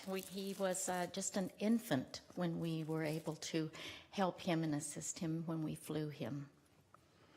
So we'll get started. So just as a brief kind of year in review, STARS across the province now for Alberta has now flown over 36,000 missions since we started in 1985. And we are currently averaging 8 missions per day. 5 of those missions per day are in Alberta alone. We have now expanded to 6 bases across 3 provinces. So 3 bases in Alberta, 2 in Saskatchewan, and 1 in Manitoba. And then, as I said as well, we serve eastern BC.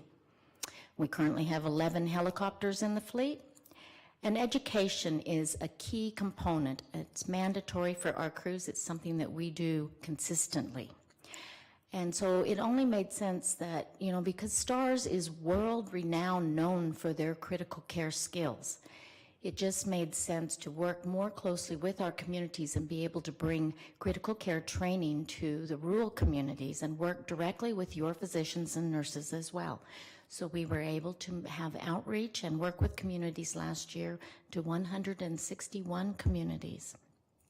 Being able to bring that critical care training and knowledge right to them, because more of the smaller rural communities cannot, their medical personnel now do not have the opportunity to leave your communities and go for training. So we're able to bring the traveling classrooms. There are 2 in Alberta, one for northern area and one for southern area, and then bring that, spend an entire day with the human patient simulator, which is a very high fidelity mannequin, and be able to recreate actual trauma cases and bring that training to your medical personnel.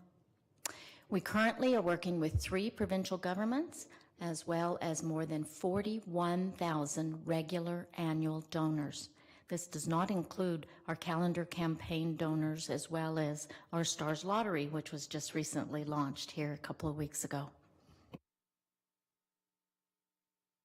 So time, tool, and talents are part of everything that STARS does.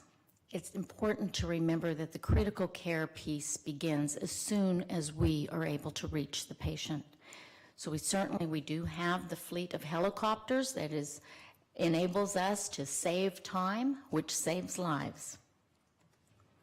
We also have the tools, such as the night vision goggles, giving us the capability to fly at night, and we were one of the very first medical organizations across Canada, other than the military, that had this opportunity.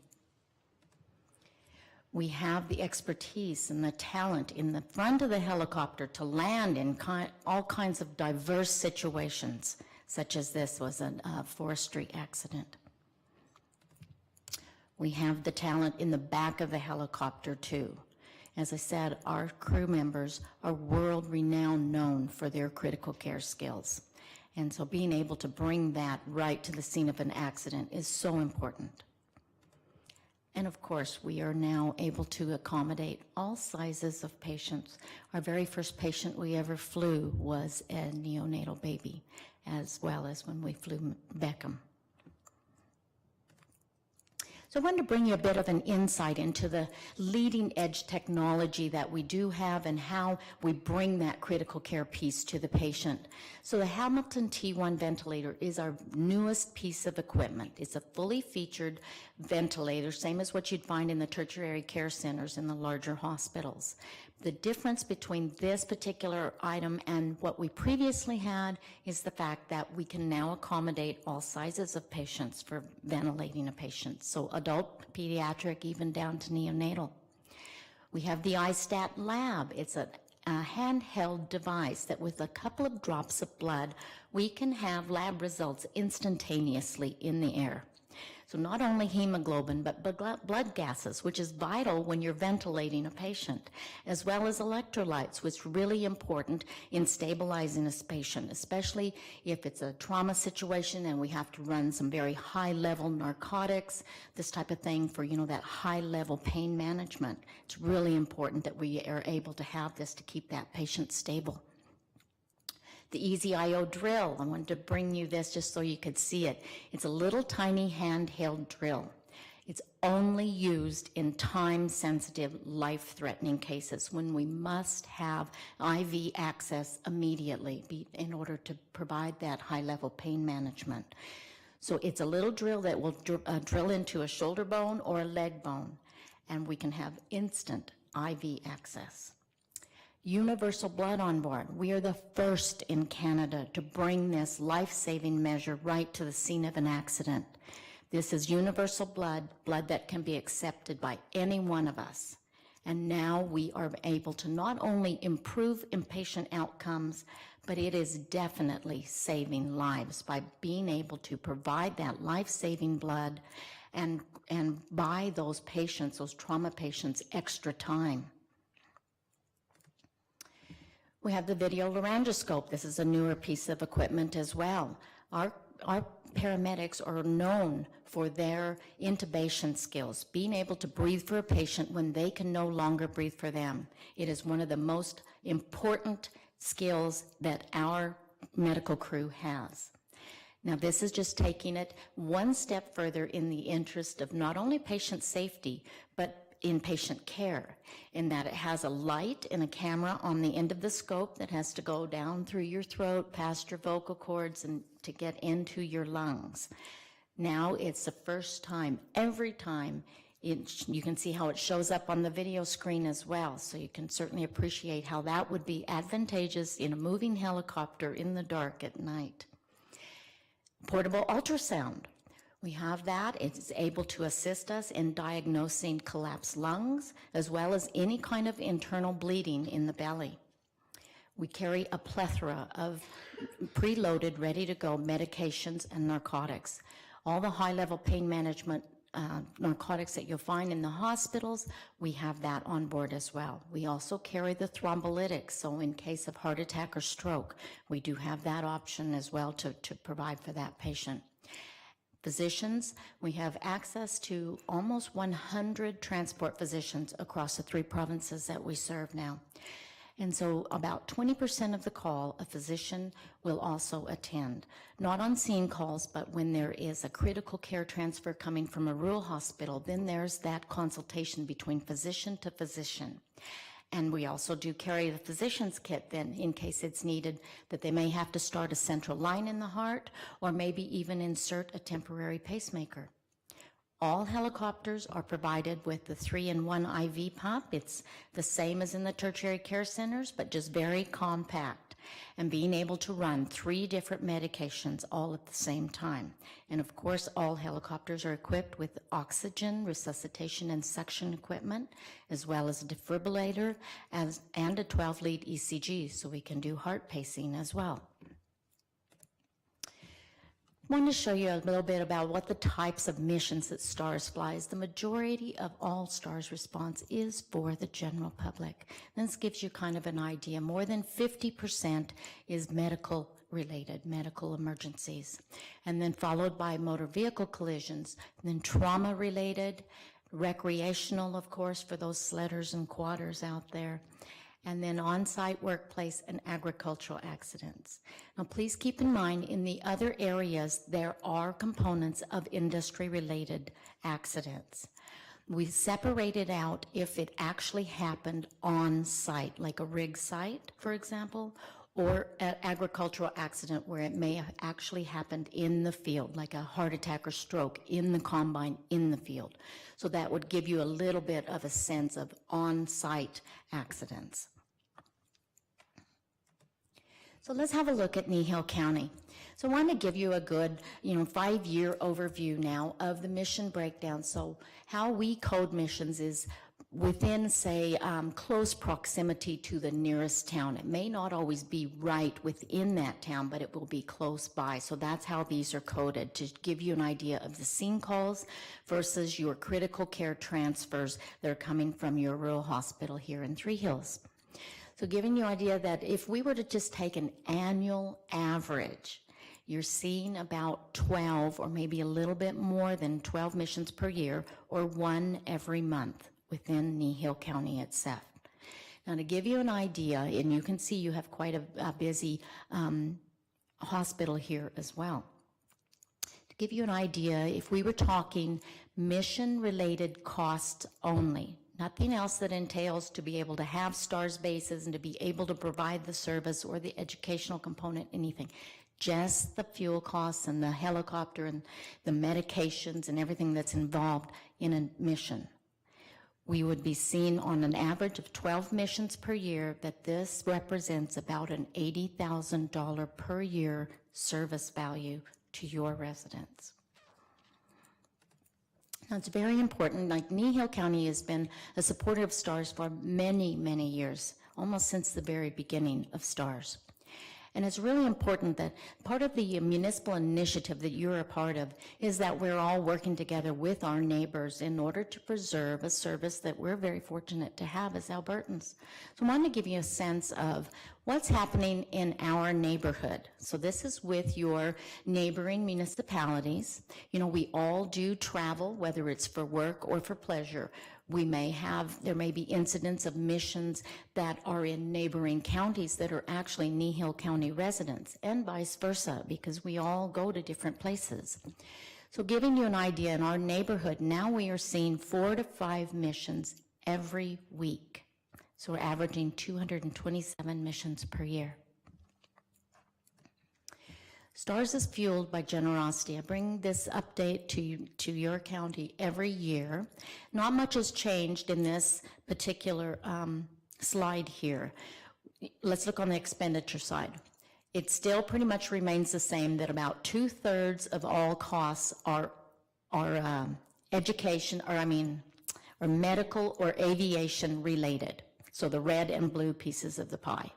The smaller pieces continue to be the educational component or base operations, maybe administration costs. We're at 14%, which is still well below the CRA allowable of 35%. We're very cognizant to keep that in check as much as possible. Now let's look on the funding side. 20%, the red, represents what we are currently receiving from the current government. Roughly just over $7 million per year as block funding. We have an affiliation agreement right now that goes through 2020 for this particular block amount of funding. For 20% funding, though, that still leaves us 80% each year that has to be fundraised. 80% represents about half of that is generated through the calendar campaign, our site registration program that is largely used by industry, and our STARS lottery, which was just recently launched. Did you know that this year is STARS' 25th year of the lottery? We are the only home charity lottery in Canada. that has had a sellout lottery for 23 years straight.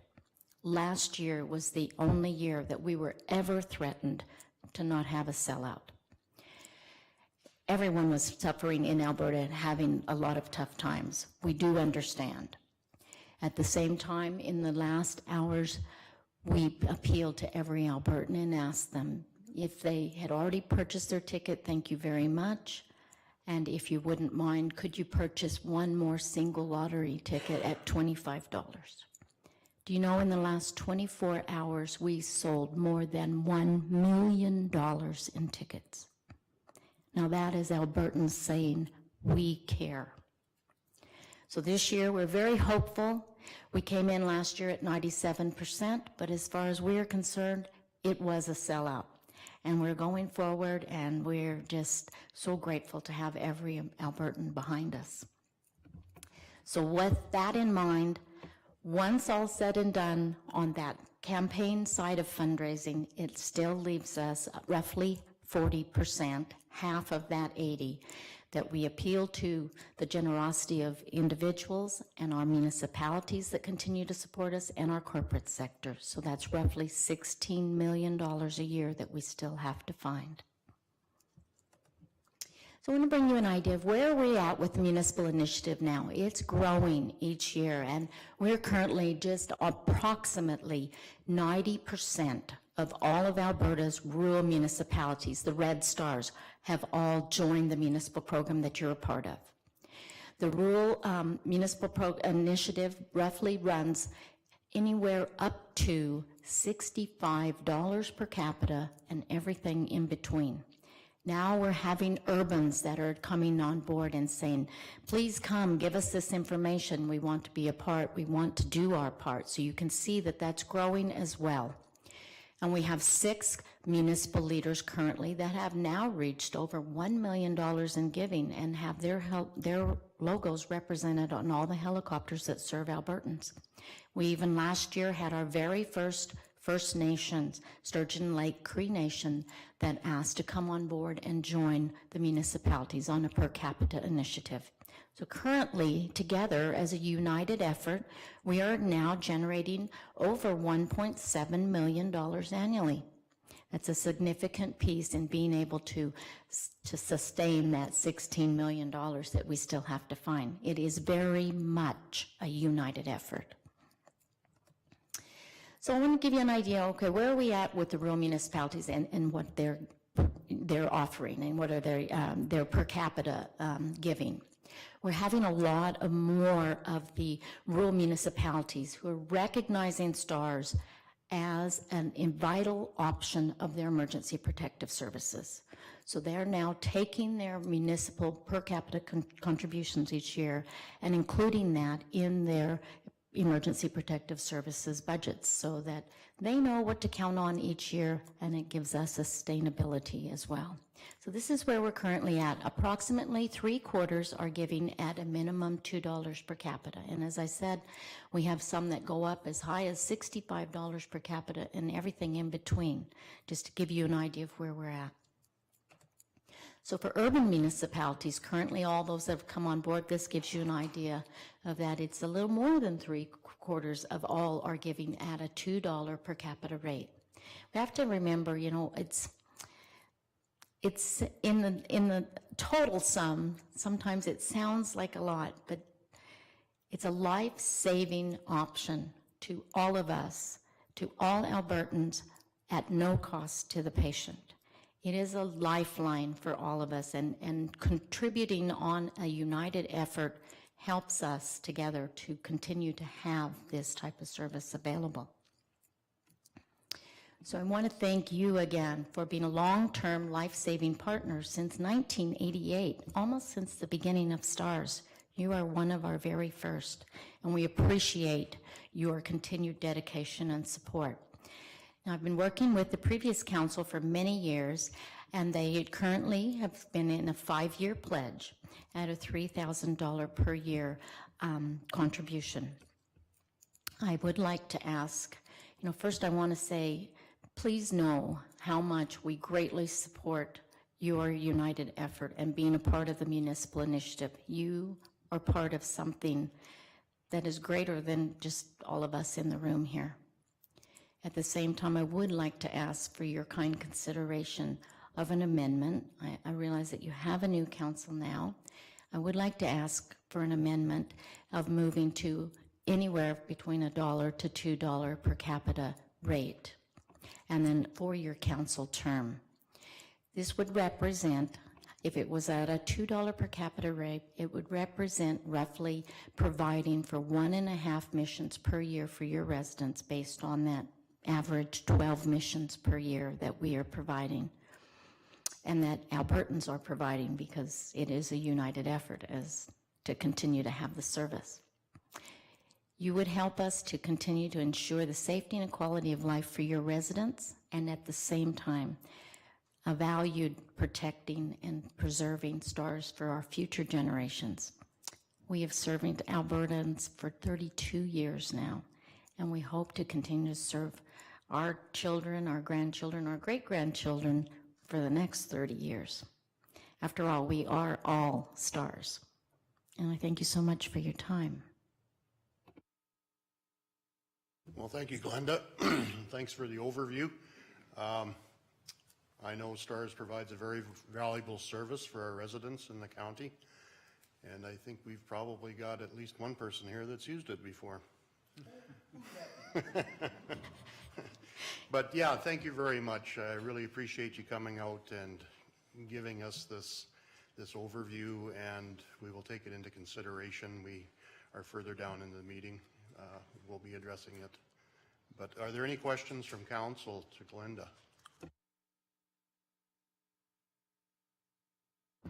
Glenda, in 1985, who originally started STARS, and are they still involved?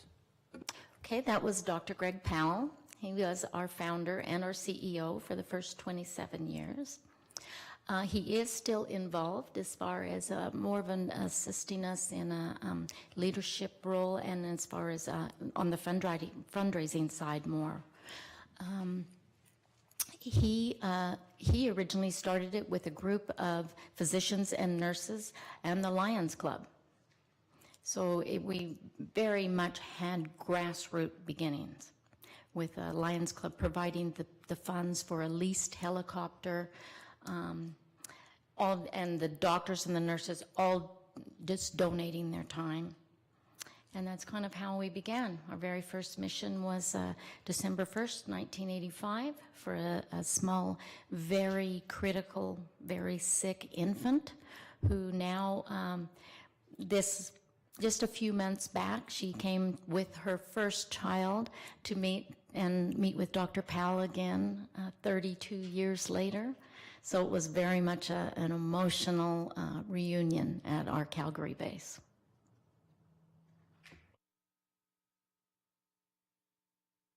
Do you still lease all of your fleet? Currently, we do own the fleet. Our fleet, we have 8 of the BK-117s that we've had now. They are all over 30 years old. And then 3 of the 8 of the larger AW139s. So we are in anticipation of starting to do the groundwork on looking at fleet replacement, of course, because they are over 30 years old. Manitoba and Saskatchewan are part of it now. You had mentioned you have a couple of locations there. Funding-wise, what kind of funding are those 2 provinces putting into it compared to Alberta? Good question. Okay, so in 2009, 10, somewhere in that area, when they first had the floods in Manitoba, they had asked us to come on a contract basis and help them. So, and we took one of our backup helicopters, and we were able to assist them. And then in 2011, the floods came back, and they asked us to come again and help them. But this time they said, we are going to do whatever we have to. We need this service, like Alberta, for our residents, so please come, and we don't want you to leave. So we worked very closely with their government in order to be able to start a base in Winnipeg. And so currently, I believe it's graduated now. It was started out as 100% government funding. but they are looking to scale back as we have the opportunity to work with the community, work with the municipalities, get some fundraising events started, maybe look at a lottery or, some other initiatives as well. So that is currently progressing to a bit of a fundraising model. In Saskatchewan, once we had a base in Manitoba, Saskatchewan was, of course, like, well, we're right here between the two of you, and we need this service. So their government approached us as well. So Saskatchewan's began with a 50-50 model, that it would be 50% fundraising and 50% government funding. And currently, they are still trying to progress towards an Alberta model, more of a fundraising model. At the same time, we continue to try and have those discussions with the higher level government, and of course, encourage and ask them if we can increase a bit of support on the Alberta side. So it takes time. In the past, there was a rumor when you were in the sky, the Alberta government paid for you, and when you're on the ground, the fundraising paid the expenses. What would you have to say about that? I hadn't heard that. I would say it's very much a united effort. And the proof is in the pudding, so to speak. We would not be here if it wasn't for the fact of all Albertans rallying together and supporting all the major initiatives that keep us in the air. There is an importance of all the things that you do need on the ground level in order to have bases, in order to provide the service, and have all the certifications and all the other things that go along with it in order to even have a service.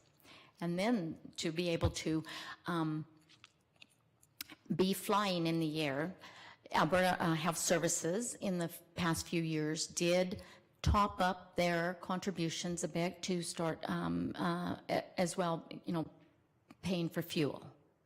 So maybe that's where that particular little piece came from.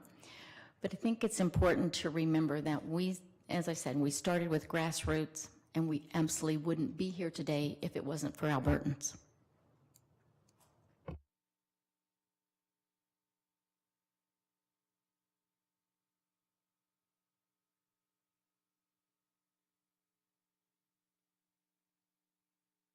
Well, thank you, Glenda.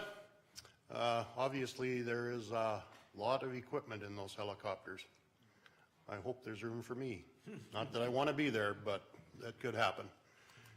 But I thank you for coming out and sharing your expertise with us, and thank you again.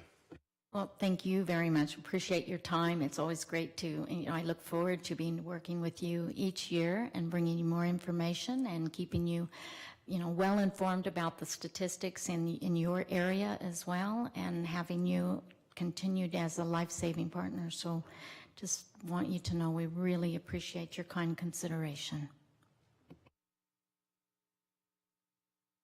Please do not hesitate to contact me if you ever have any other questions come up or anything that you would like, or how we can better serve your area. Okay? Thank you.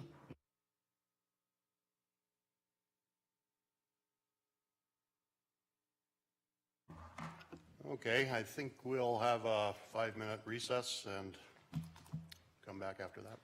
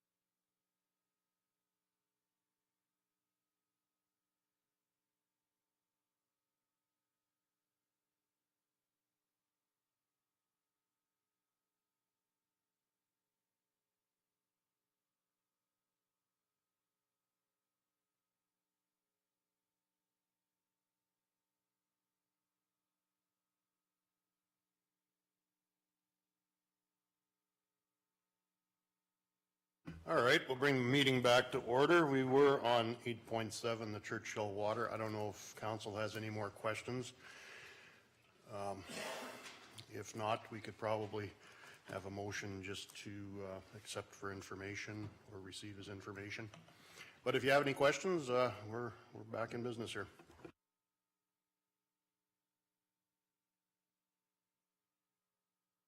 I'll make a motion to accept the Churchill Water report as presented. Okay, do you need any direction, Al, from, no? Okay, we're good. We'll probably, Mr. Member of the Council, we will create a synopsis of the current engineering and the current status of the rest of our water lines and bring that to the strategic planning session scheduled for the 6th and 7th. So we will have some information, the engineering plus just a brief summary of the other systems and where they sit right now as well. Could we also have maps with that? That would be awesome. Absolutely. okay, thanks for that, Al. We have a motion on the table to receive as information. All those in favor? And that is carried.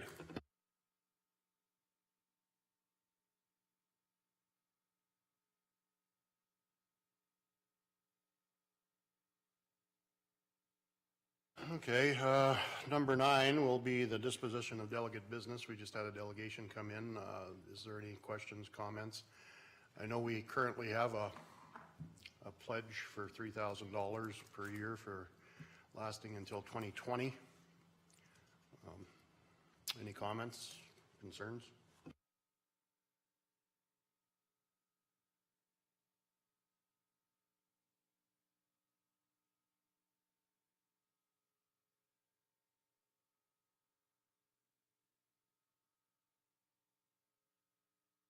Okay, seeing no comments, could we have a motion to receive as information? I will. Thanks, Faye. Motion on the table, receive as information. All those in favor? And that is carried. Go on to council and committee reports. I did want to do a verbal on chat with council, coffee with council that I attended yesterday. We had 3 people or 3 groups in attendance. Unfortunately, the 2 groups that we had in attendance really couldn't do any discussion on their issue because of the way the process works, and it was a development issue and wasn't able to talk to anybody about their problem there. We do have another one that we talked to, and it was to do with the development at Horseshoe Canyon, the approved development at Horseshoe Canyon. He was just asking if there was a possibility of somehow getting water to that area, and he was one of the, and that's why I brought up the Churchill system today. And did you have something? Yeah, you did too. Okay, Glenn. Because I'm not smart enough to figure out how to send the mug minutes over that I received the other day, but that's normally a very short type of meeting. The executive director of the Alberta Water Council provided an update on the work being done by the Water Council, so I don't know, that wasn't a whole exciting part, but he's also been made now the executive director for the Clean Air Strategies Alliance. And he didn't really seem to know what he was going to clean up the air as, but after he was done, I was walking beside him up for a coffee, and I asked him what he was prepared to do about our problem, and he says, I've heard about it, but I'm not going to do anything. I can't. So that's his opinion of Jerry's problem. The adoption of the toolkit. This is a thing that I don't know how many years Jerry sat on this board, but it's been talked about for many, many years, it sounds like, and I don't know what they really expect from this toolkit thing. Maybe since our CAO has read all of it, maybe he knows what they're asking for. I don't understand it. So it wasn't a very informative thing.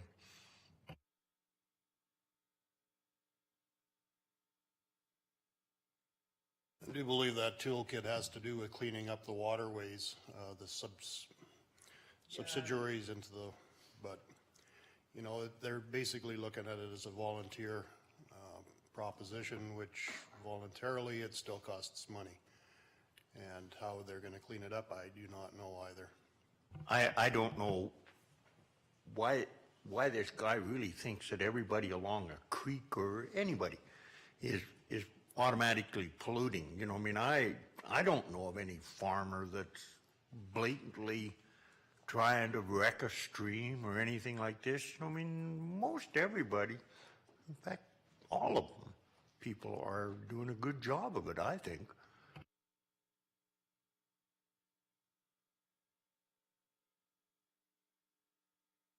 And Wade, do you have the Ag Service Board? We attended the Ag Service Board spring, as is considered the spring convention in January. It was a well-done convention. There was between 350 and 400 people there. The theme was food for thought. They came up with some really good speakers where they covered camelina, industrial hemp, had a scientific presentation on carbon and carbon footprint and the impact of government policy that the provincial government really didn't think was appropriate for us. It was a well-done seminar and I enjoyed it very much. One of the presentations that really did a good job was Brad Osedchuk was the farm that was hit with tuberculosis. So he did a really good job of, was my farm and this is what happened. So he worked with CFIA and the Alberta beef producers, and he did a really good job of presenting what happens when it's in your front yard. Made us all think twice, and I'm glad it wasn't me.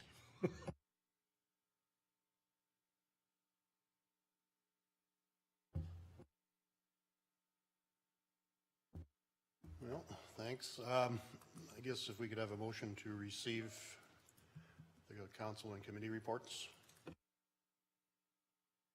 I'd make that motion. Okay, a motion to receive council and committee reports. All those in favor? And that is carried. And we go on to council follow-up action list. Go ahead, Al. Mr. Members of Council, item 818 on the follow-up action list. We'll have information for council at the next council meeting regarding the Crossroads Community Hall. The lead person at the Crossroads Community Hall has been away, and so we'll have information on that for the next council meeting.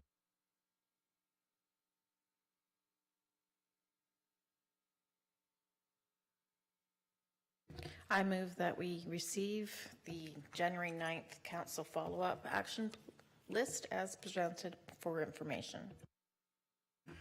Okay, thanks, Faye. We have a motion on the table to receive for information. All those in favor? And that is carried. And now we will be going to the in-camera session, which is a legal issue. And I guess we're in camera. All move, somebody want to move to go in camera? I'll move to go in camera. Okay, motion's been made to move in camera. All those in favor? And that is carried.